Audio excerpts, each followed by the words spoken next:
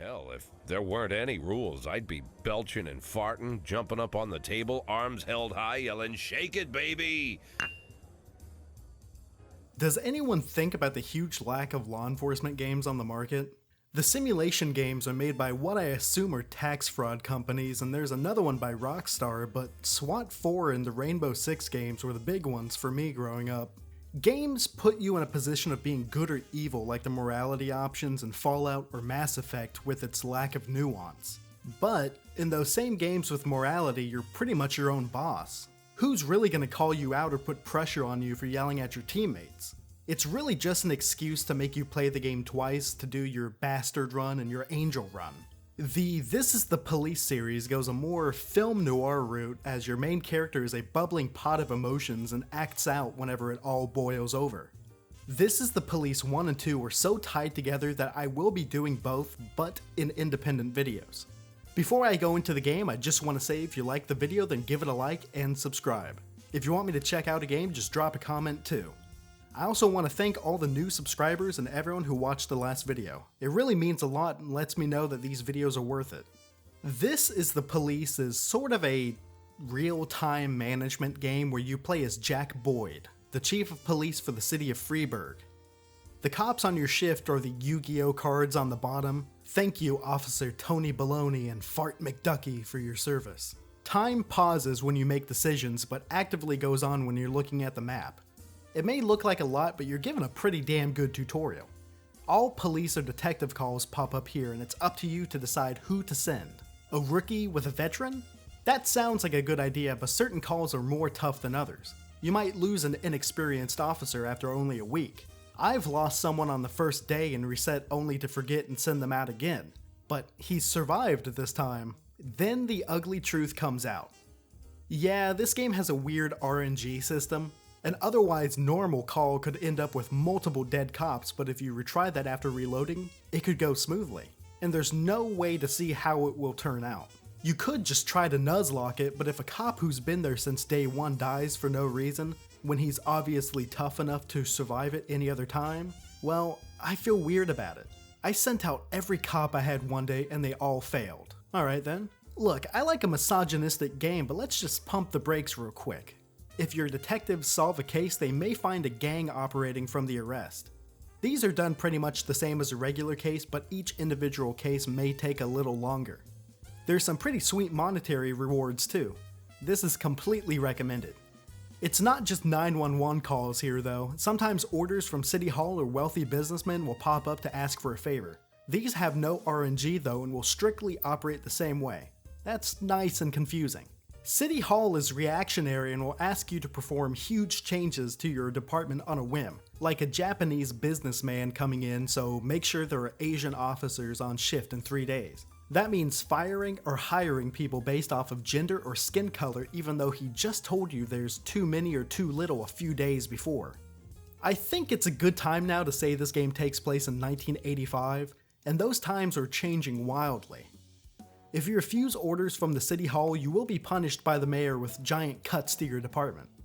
If you accept some of their more nefarious orders, then you'll visit the prosecutor's office. Something like violently crashing a peaceful protest will do this to you, but you can always falsify evidence to put the blame on your fellow officer or the City Hall to get out of this. Oh yeah, I forgot, you can do federal crimes in this game. Let me get to that. You're not Jack Boyd Super Cop unless you want to be. You can also be Jack Boyd the mafia rat who keeps the boss happy and takes out the opposition. I try to keep it in the middle. I might create a false correspondence where the church threatens me into suppressing a gay rights protest, all because my standing with the City Hall was a little too low for me to get a raise. Yeah, it's shitty, but I don't want the prosecutor's office to take my shit. It's not fair, I made that money selling drugs completely legally. The police station also has a rating system. Not letting your cops take off when there's a really important personal problem happening could have the labor union breathing down your neck. Or even a dumb reason like a beloved family pet's birthday. If they proceed with a grievance against you, well, just bribe them. $12,000 should be enough to shut them up. Except when they ask to leave again when basically the entire shift took off. Sure, how about nobody comes into work, who cares? I felt a real attachment to some of these officers, but when my favorite officer, not him, this guy, asked for a day off and I said no, well, he took offense to that and filed a suit. But I didn't know who did it at the time, so I called the deputy up and asked him to get me some names and keep them quiet with $12,000. That worked for a while, but then he came at me with another request and I said no, so he's back to filing on me. Me of all people. I promoted this man to sergeant, I gave him everything. So I created a false call and had him killed on sight. Before I decided that was too much and restarted that day. I just want him to know that I have this power over him. And then he died for real later. Oh well, I win anyway. On random calls, you have the chance to play out the call in a choose-your-own-adventure sort of way. But it doesn't matter. You can do the most ridiculous things, but if your cops are professional enough, they're gonna survive it. Some of the 911 calls are false alarms. Those stay consistent every playthrough. Just read the descriptions, even for the ones you know are real, and I mean that. I had to choose between two calls and I didn't read the more urgent one. Sorry about that, kid. We'll get them next time. Also completely recommended is watching the cutscenes. There is a seriously interesting story with Jack, and the faceless art style creates a weird, soulless feeling. Jack is being forced to retire in 180 days. That's a bummer, but he's gonna make the most of his time on the job by earning $500,000 for his retirement. Little glimpses into why he needs the money are shown before or after any certain days in the cutscenes.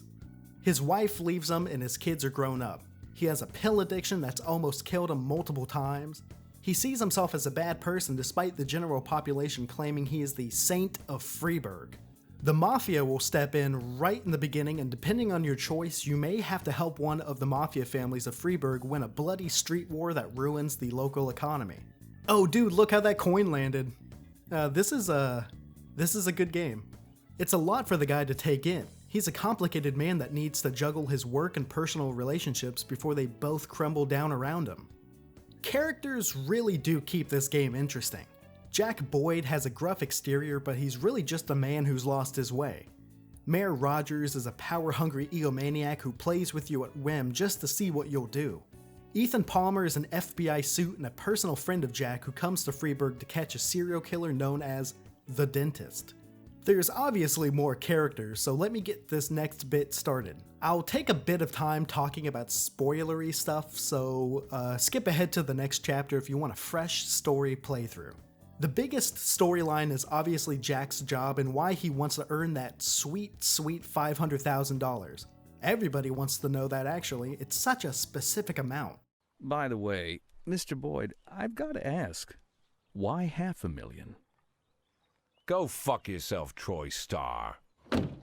Outside of that, there is the search for your wife. I won't spoil much of this, but she really doesn't want to be found, and Jack gets surprisingly desperate with the people he asks to help him. There's a lot of emotional richness in that. After a while, it seems like Jack doesn't even care about himself anymore, or the city to an extent. He just wants to prove himself. You'll find yourself getting toyed with a strange businessman and a mayor at the same time. Just when you think you found a real connection in other people, she's somehow privy to information about your desire for a large sum of money. This all culminates into a battle for the soul of Freeburg with a political revolution topping it off. I personally thought this story part was the most interesting choice for Jack, but you can come up with your own opinions when you get to this point. That is, if you get to it. Let me just say this. This game drags on. So bad. 180 days seems like a lot of time, sure, but since I'm not doing spoilers anymore, I'll just say not every day is a playable day. I'd estimate it closer to 120 days. I beat it after 16 hours, so taking into account the cutscenes, I'd say it's 7 minutes a day.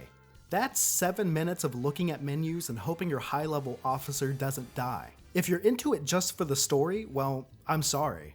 Trust me when I say this, I like this game, truly. But damn, the last 20 days wore me thin. The promise of a cool ending kept me going, but if that's not enough, I completely understand. Some choices can really come to bite you in the ass. There's one instance that nearly destroyed my love right at the end. Promised to give me a ton of money right at the end in exchange for a little fuel transfer. Do not take this. I cannot stress it enough. Your cop cars will be topped off with subpar fuel and your cops will die in crashes. Honestly, that's on me, but what a cheap fucking trick. You can reset to before you make that decision, but the negatives of it comes days after you make it. I don't want to replay 20 minutes, especially when the end is in sight. I get that it's your fault for being greedy, but there are so many options to screw yourself over in the end with situations like this. Only 3 cops for a full day? Yeah, let's give this a shot.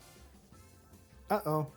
This was the least fun I had playing this game. Now, I can hear people say that it's my fault, and, oops.